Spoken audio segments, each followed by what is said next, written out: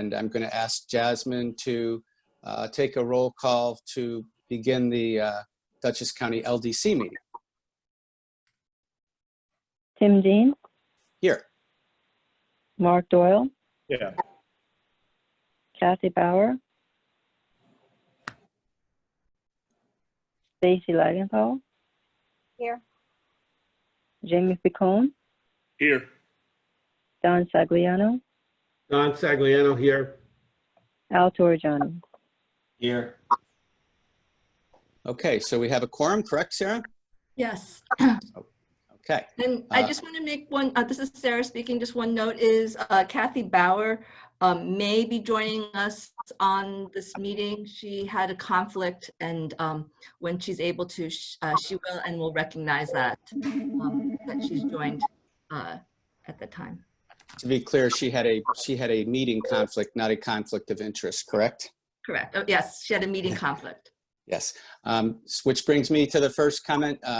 Again, we have a conflict of interest policy, and if anybody has a conflict, I would ask them to so state.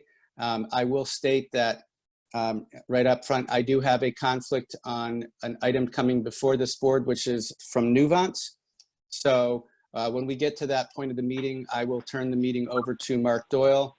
I see that we also have the small business loan program on the new business agenda. I'm going to suggest that we talk about that before Vance, so that when I leave, I think that there won't be a need for me to come back after that, and won't require some machinations to get me back into the meeting.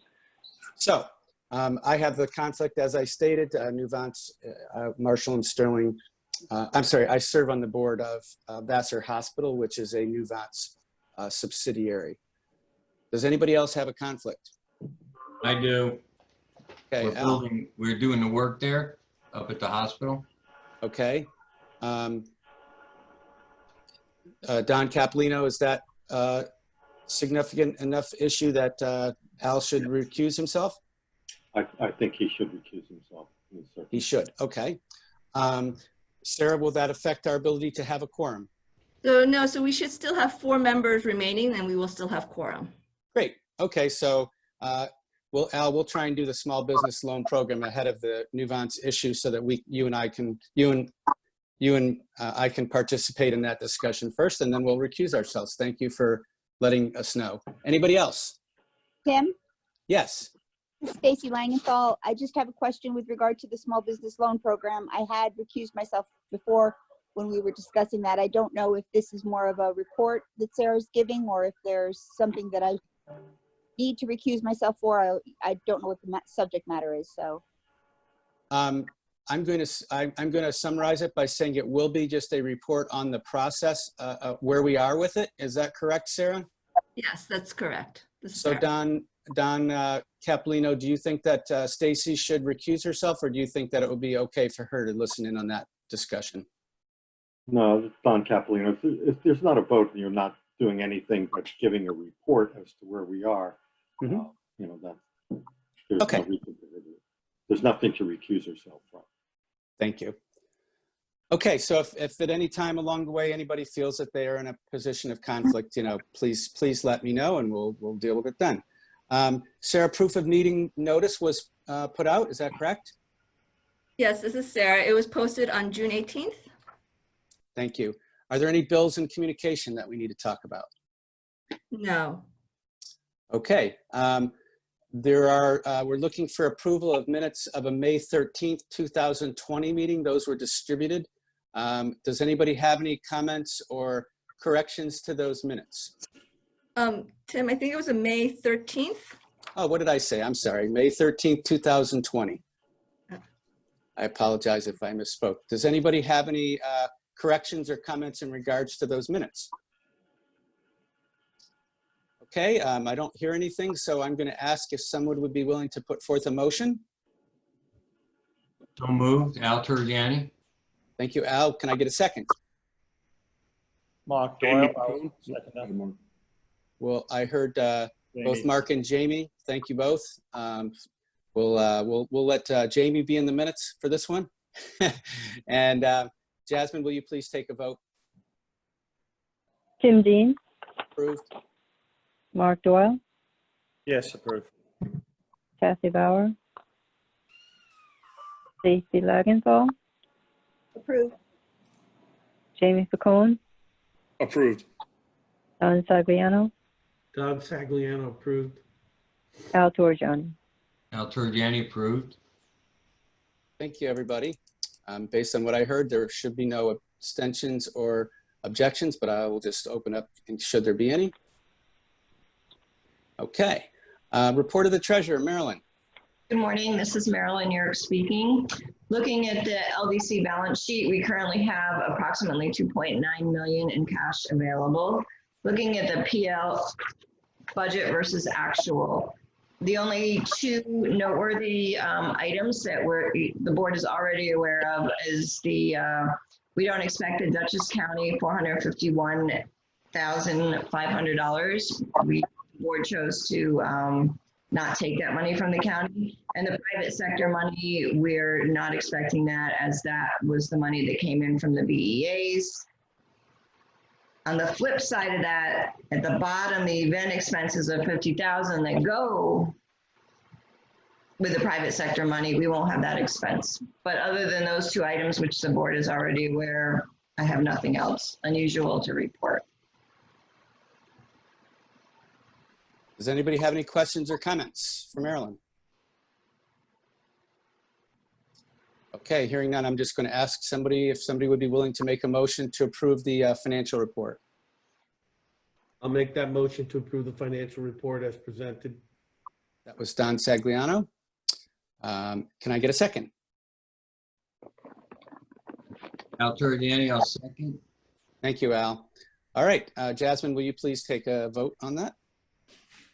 Tim Dean, In favor? Mark Doyle, Yes, in favor. Kathy Bauer, Stacy Lagenthal, In favor. Jamie Picone, In favor. Don Sagliano, Don Sagliano in favor. Al Torriani. Al Turgiani in favor. Thank you, everybody. Based on what I heard, I don't believe that there is anybody that would be voting for an objection or to abstain, but if so, please state. Okay, report of committees. Sarah, are there any reports of any committees? No. Okay, that takes us to unfinished business. Is there any unfinished business?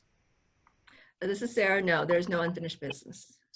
Okay, we are at the new business, and on the agenda, it says new Vance as the first topic and small business loan program as the second, but I'm going to suggest that we do the small business loan program first. So Sarah, would you give us an update on where we are with that program?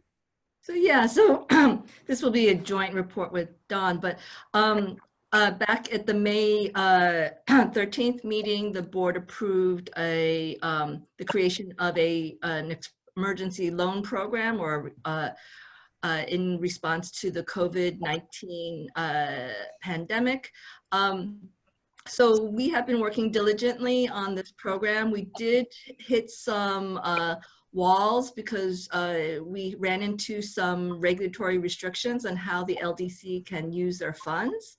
We have since been able to resolve that, and since then move forward. The community capital currently has all the documents in their hand. They have a board meeting scheduled for tomorrow, in which this item is on their agenda. So we expect shortly that we'll be able to open the loan fund. That being said, it is in a different format. It's going to run a little bit differently than what was discussed at the board meeting. All the criteria and all the conditions that the board had discussed will still remain in place, and the loan fund terms are all the same. Just a logistical change in which we found out that we have to directly lend the funds directly. Sorry, we have to directly loan our own funds, and we can't let a third party do that. So as a result, community capital will still accept our applications. They will still review the loan applications and vet and recommend for approval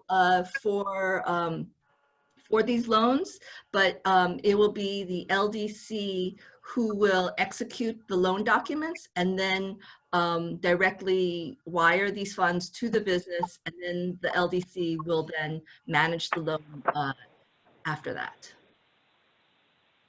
So this is Tim Dean. Don Capolino, I just have a question for you. Are you comfortable that as the final policies and procedures come in place for the administration of these loans, that what is being done is within the authorization that we previously gave to Sarah by board motion? Yes, this really had to do with trying to make the LDC's requirements and community capital's practice in the past to have them work together. They were really not thinking along the lines of doing anything but getting something in the nature of a grant so they could then administer it. And we don't think that's appropriate. So they become a loan originator, they will process it, and then the money will be given by the LDC when the LDC gets the authorization from them saying they've done all the things they're supposed to. Staff here will approve the formatting of all of the documents, and all those little details have all been worked through to the point now where hopefully their board will approve tomorrow, and then when they get us the proper verifications on their side as to their basically we call it the general certificate, which says that they're properly formed, that this is duly authorized by their board, then it'll all be signed up and the project will move. Okay. Sarah, just as a comment, I know that you've been working with folks from the county. They've been kept appraised of where we are with this process? Yes. Okay. So I've been in communications with Ron, and he's aware of the process. Okay. Have you have you had inquiries along the way about this program? I know there was some initial publicity, but what have you seen or heard so far? So yeah, so we have gotten some inquiries about the program. What we've done is we have provided technical assistance to those businesses. I would say that so far we have received 5 inquiries about the loan program. Out of the 5, 2 actually could qualify for the PPP program. And we have then provided assistance to them to apply for the PPP, and they have both received the PPP funds. Great. One business could not qualify because they had already received the EIDL money, so they could not qualify.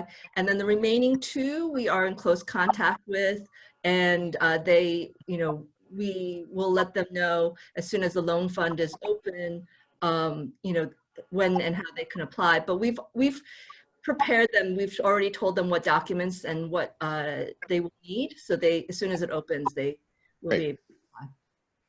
Okay. So any estimate as to once you receive approval from their board as to how long it will take to begin actually accepting applications, and what do you think the turnaround time would be?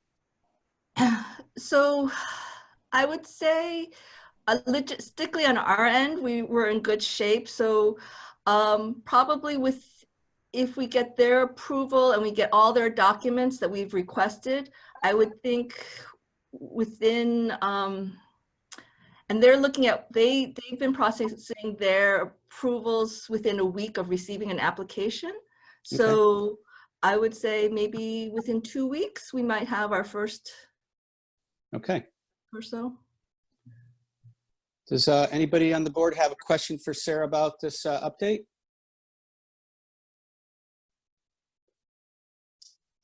All right, well, that's positive news. It's taken a while, but hopefully there'll be some people that that are in need that will be able to take advantage of this program that we've formed.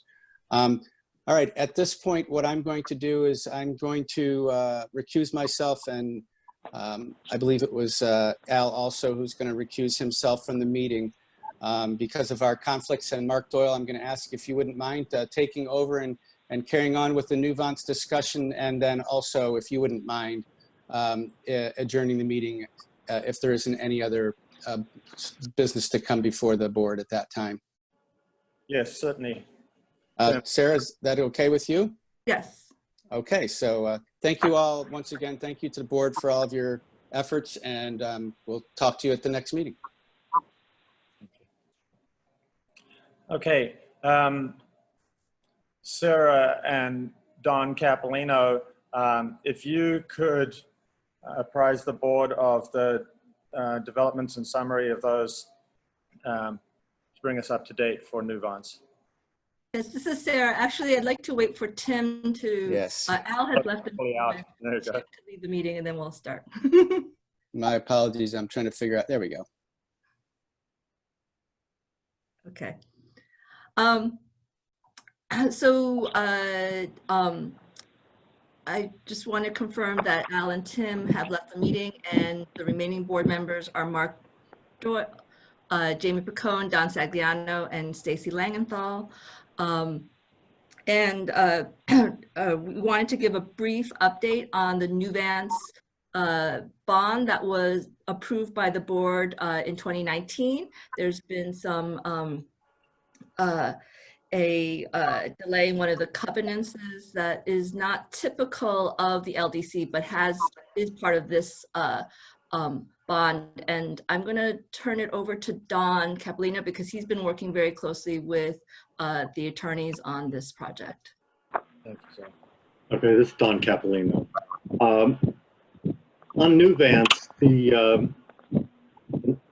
after we closed this, or as we closed this, and we were negotiating a document, one of the clauses that worked its way into the document was a requirement that Nuvance provide an audited financial statement. If they fail to do so, they have to, and there were time limits on it. And so there was one was due on the end of February of 2020, and they didn't meet it. Now, previous to that, you probably read the newspaper reports, and there were disclosures being made as required under a continuing disclosure agreement. We are not a party to that, but that was between the borrowers, the trustee, and Nuvance. That they had about $75 million in overstated revenues, supposedly. That was the report. There was a concern about it. They had to have it audited. They couldn't meet the February 28th or 29th deadline, and they sent a letter to us saying we want to make sure that you don't declare a default, and they gave us some of the reasons. We were involved with several phone calls with bond counsel. We had bond counsel in this case that was not a regular bond counsel with us. Hawkins, Delafield and Wood, they're a nationally recognized firm, and they were Chifa's bond counsel. And so they asked, for the sake of efficiency, that they be bond counsel on this deal as well. And the board agreed to that. So I've been dealing with them and asking them for their advice, and ask them to tell us what we should be doing with this. The reasons that they gave for not filing the audited financial statement timely is, number one, the chief financial officer of HealthQuest was either left or was let go. They have a new accounting firm. They're not using the same accounting firm. They're using Ernst & Young now. And so they've had to become familiar with this. There are different fiscal years between the Connecticut entities and the HealthQuest entities. So they required a stub audit for the period in order to make their fiscal years match. And they claim that they're diligently pursuing all of these, and they have since last year, I believe, stated that it's going to take them probably until August to get all of it finished.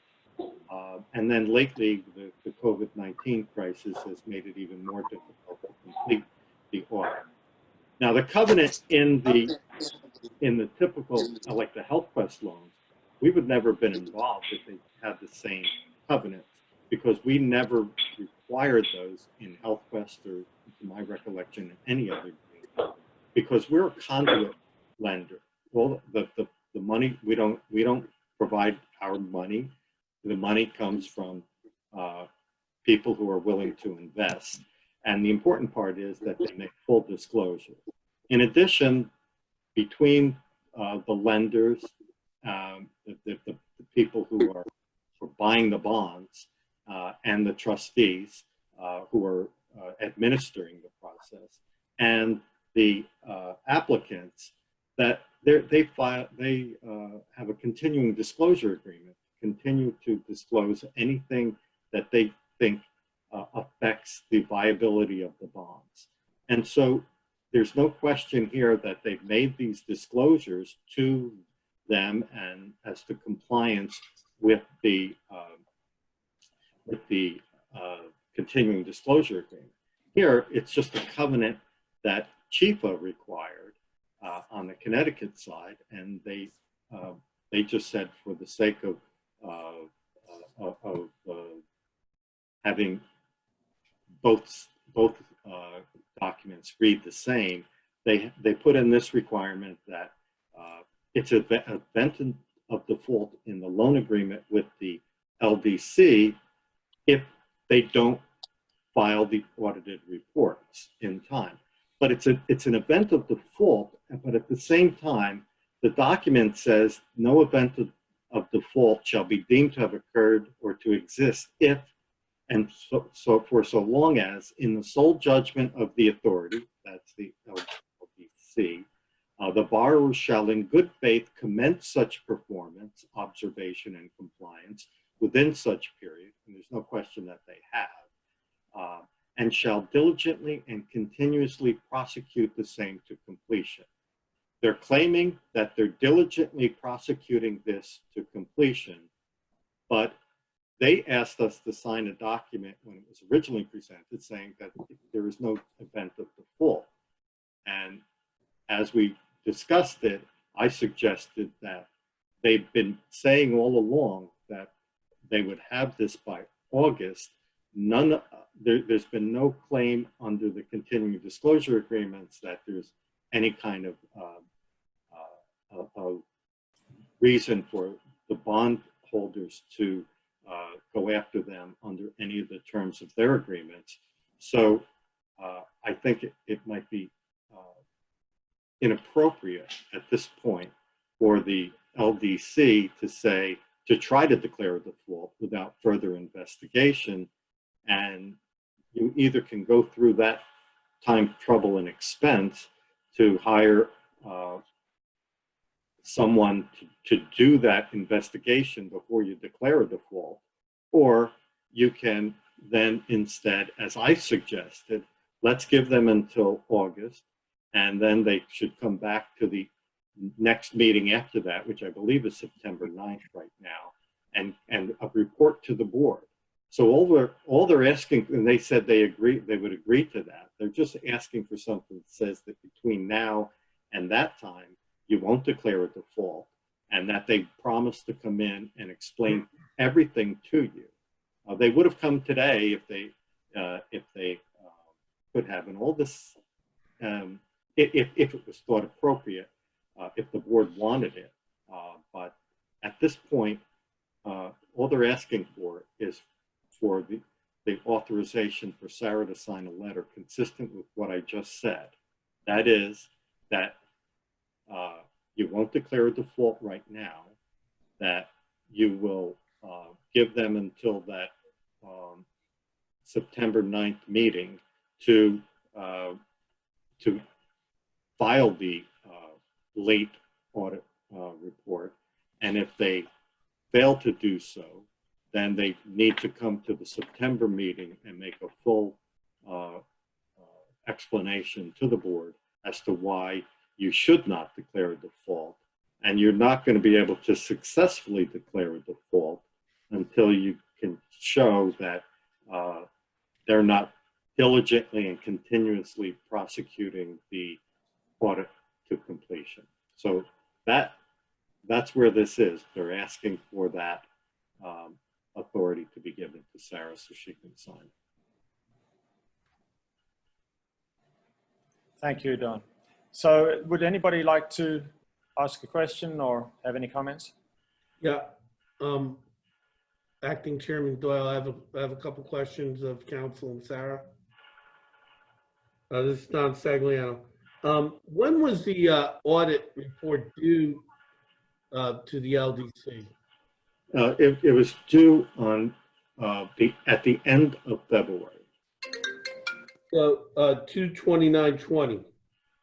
Yes, I believe. Okay. I don't know, it's 28, 29. I don't know. Okay. No, that's a leap year this year.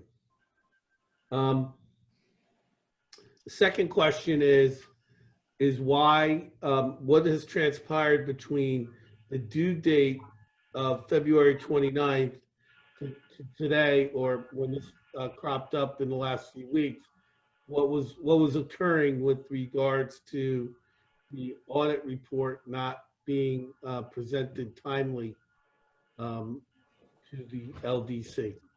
Well, the way, I mean, first of all, we generally don't collect audit reports or follow up on audit reports.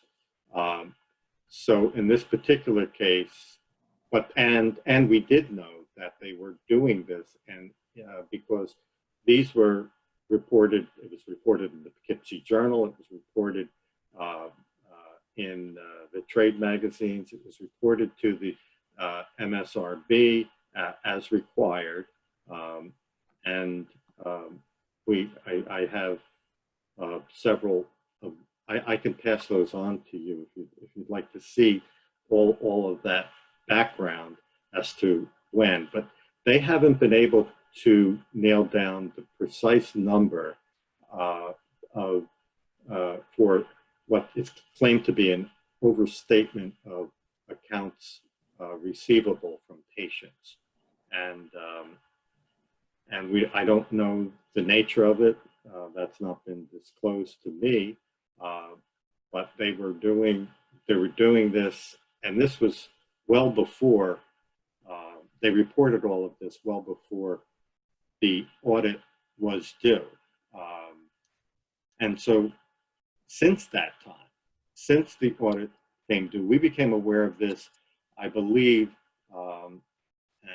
we received an email from bond counsel, and we were talking to them about it, saying, when can this be done? And there were a series of emails going back and forth between us and bond counsel, because bond counsel is really the one who provides the advice to us on this, and they were dealing with the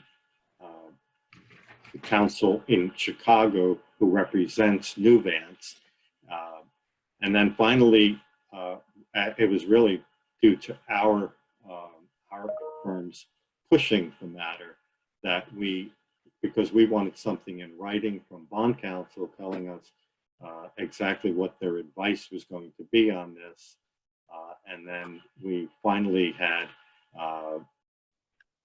promises in May that we would be having a phone conference with counsel to New Vance, and then we did have a phone conference in early June and discussed all of the details as to how the bond counsel was suggesting we proceed. And this particular letter is one that bond counsel recommends that we take, that the avenue we take.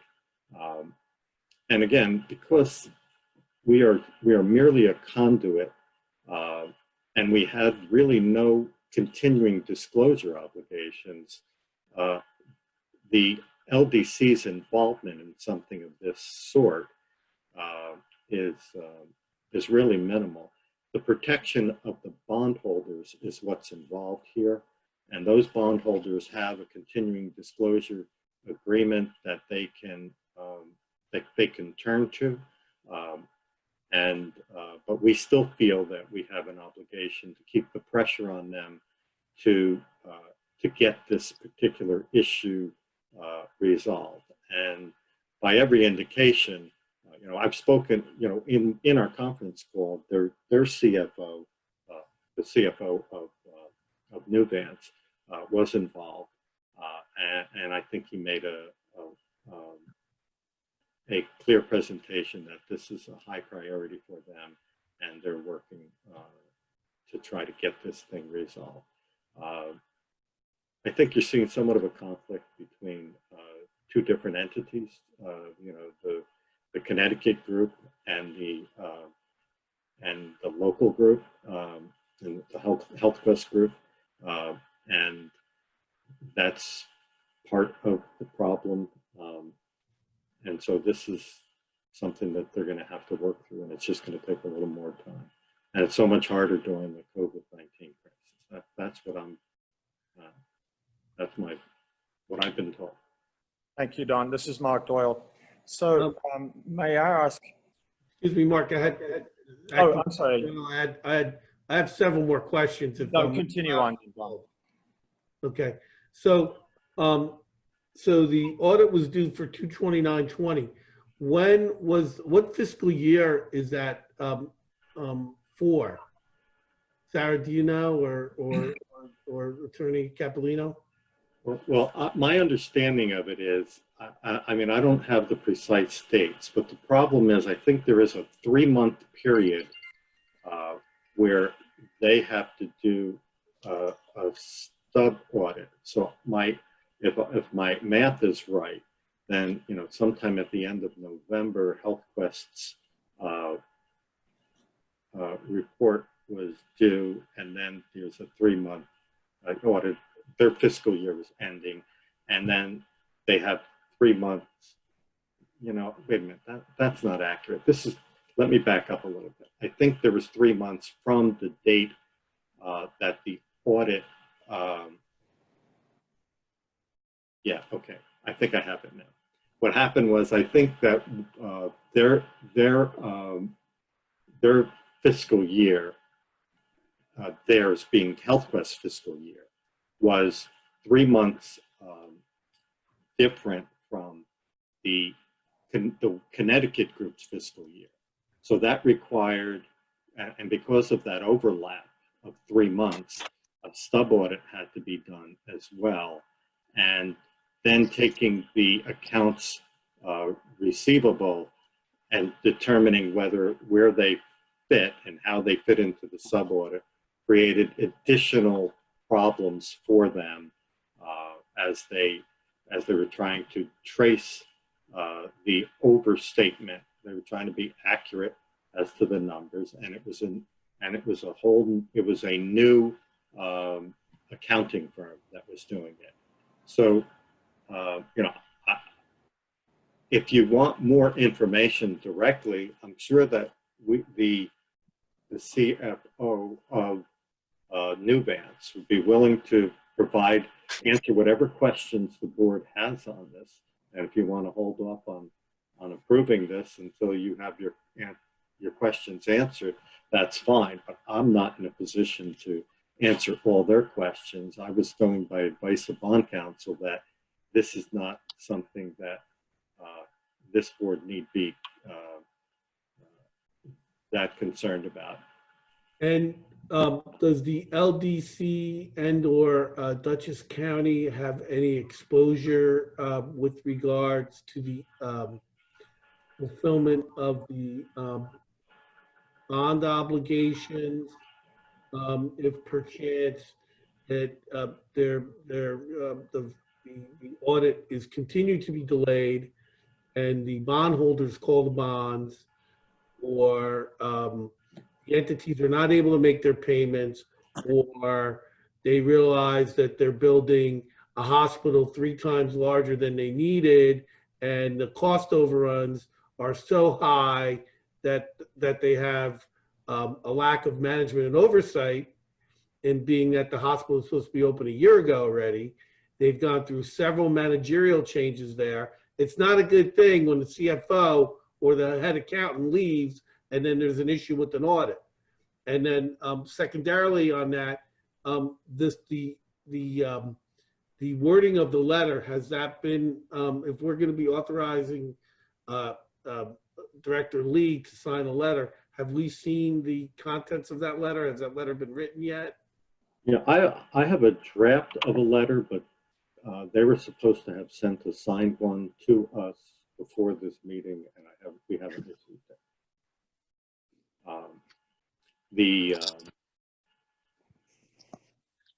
But I mean, that's all I can tell you about that. But as far as, let me answer the question about exposure.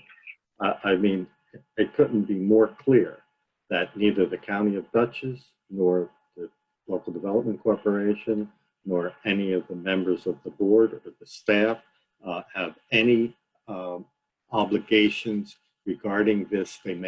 We are a conduit. And what happens simply is that the bondholders there's an offering statement that's made, and the risks are stated, and our primary obligation as LDC counsel is to make sure that there's an accurate statement that neither the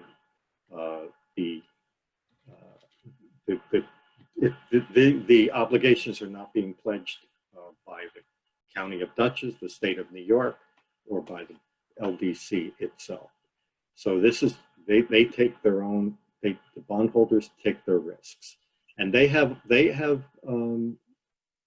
people that they can go after if they think that something has been stated improperly, if they've been defrauded in some way. There are many class action lawsuits or individual lawsuits that are undertaken by people if they think that's happened. Nothing has happened in that regard at this point, I know of. But we also feel that, you know, the board should know, but it's not something that the board, you know, the question is, are you going to declare a default? Do you have the right to declare a default right now? And I'm saying that you can't know, because of the wording of the documents say that as long as they are pursuing this issue diligently, then they're not in default. And so you have to prove that they're not pursuing it diligently. And that means you're going to, and if we go into it and we lose it, then the board will be spending that money on that matter. In the meantime, I think the purpose of this is to hold their feet to the fire and make sure that they do what is right, and that they do know that we're looking at them and we're expecting them to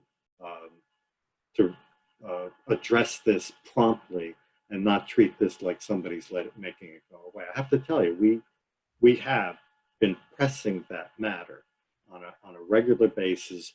When it comes up on diaries on our end, when we don't hear something, we call them, we write to them, we say, what's going on? But it's bond counsel. You know, part of the problem is that it's not a regular bond counsel that we use. It's someone that the board acceded to using the counsel that they used before. So that's essentially where we are. Very good. Thank you. Don, that's it, Don Sagliano, or you have further questions? That's correct. Acting Chairman Doyle. Is there anybody else with a question?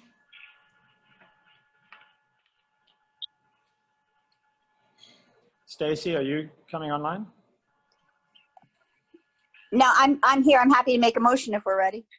Might I make a suggestion? And that is that, you know, we haven't just as Don said, we haven't seen any draft of the text, for this agreement. So on one hand, on the other hand, according to the standing resolution, we have the right or maybe even the obligation to call the default, strictly according to the letter of the agreement. So we don't want to take, I'm proposing that we, as Don says, should not take that step. But how about we propose to postpone any decision on default while we develop the language and then vote at the next meeting on language that's specific, that we've all had an opportunity to take a look at.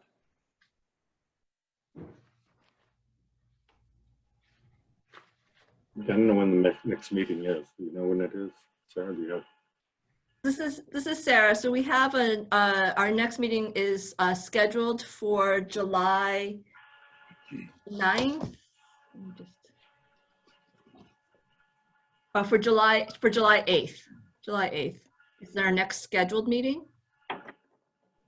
So since this is not something that has, an impending timeline, Don, do you think that would be too late, or are there any problems with making a decision at that point?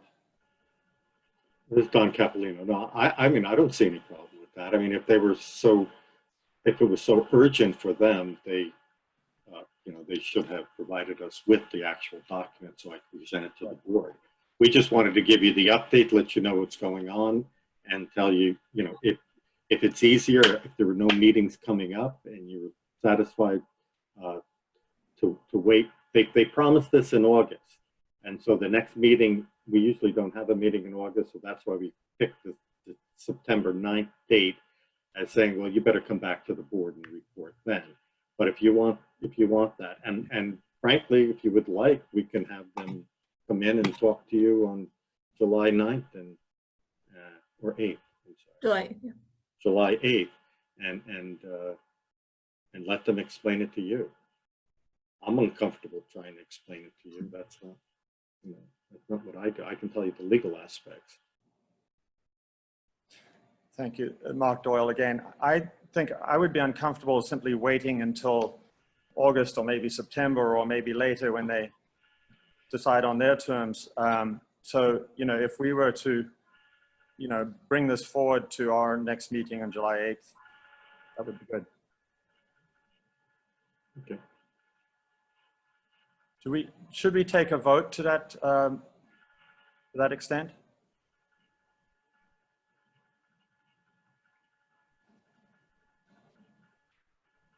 Are you asking me? I'm sorry. I don't think this is Don Capolino. I don't think you need to take a vote on that. But you could just, if you would like us to invite someone from HealthQuest, someone from New Vance to come in and give an explanation, I think that's fine. Just let us know. Does anybody else have an opinion? I feel like we should invite a representative to explain. Yeah, Mark, Don Sagliano, I agree with that. All right, we'll do that. I don't think you need a motion for that. Yeah. Okay, very good. So with that, Sarah, is there any other business? Nope. Oh, I just have one more comment, Don Sagliano.